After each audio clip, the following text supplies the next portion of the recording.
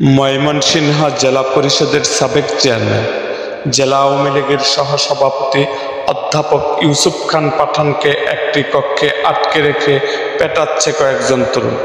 এমন একটি ভিডিও সামাজিক যোগাযোগ মাধ্যমে ফেসবুকে ভাইরাল হয়ে গেছে। এ নিয়ে নগরীতে মানুষের মধ্যে আলোচনা সমালোচনার ঝড় বইছে।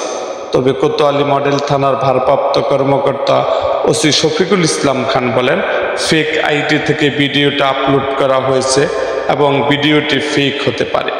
সম্প্রতি আপেল মাহমুদ নামের একটি ফেসবুক আইডি থেকে পোস্ট করা ভিডিওতে দেখা যায় একটি কক্ষের ভেতর টেবিলের সামনে দাঁড় করিয়ে দুজন তরুণ অধ্যাপক ইউসুফ খান পাঠানকে পেটাচ্ছে।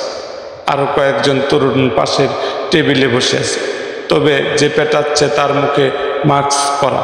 এ নিয়ে ময়মনসিংহে আলোচনা সমালোচনা এবং নিন্দার ঝড় উঠেছে।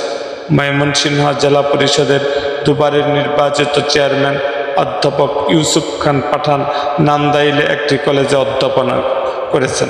ছাত্র জীবনে ঢাকা বিশ্ববিদ্যালয়ে ছাত্রলীগের রাজনীতির সঙ্গে সম্পৃক্ত ছিলেন তিনি। কলেজে অধ্যাপনা করার সময় থেকে ময়মনসিংহ আওয়ামী লীগের সঙ্গে যুক্ত হয়ে সর্বশেষ জেলা আওয়ামী লীগের সহসভাপতির দায়িত্ব পালন করেন। তবে তিনি ছিলেন ক্লিন ইমেজের একজন নেতা। তাকে এমনভাবে পেটানোর ঘটনা ময়মনসিংহের আলোচনা সমালোচনা ও নিন্দার ঝড় উঠেছে। ময়মনসিংহ কোতোয়ালি মডেল থানার ভারপ্রাপ্ত কর্মকর্তা ওসি শফিকুল ইসলাম খান বলেন, অধ্যাপক ইউসুফ খান পাঠানকে আটক করা হয়েছে বা তাকে পেটানো হচ্ছে এমন ঘটনা তাদের জানা নেই। ফেসবুক আইডি থেকে পোস্ট করা ভিডিওটির কথা শুনেছি, তবে ভিডিওটি কবে কার আইডি থেকে পোস্ট করা হয়েছে তাও আমার জানা নেই। তিনি বলেন, ভিডিওটি ফেক আইডি থেকে ফেসবুকে আপলোড করা হয়েছে, তবে আমার মনে হয় এটি ফেক ভিডিও। এ ঘটনা জানতে অধ্যাপক ইউসুফ খান পাঠানকে মোবাইল ফোনে কল করা হলেও ফোনটি বন্ধ পাওয়া যায়।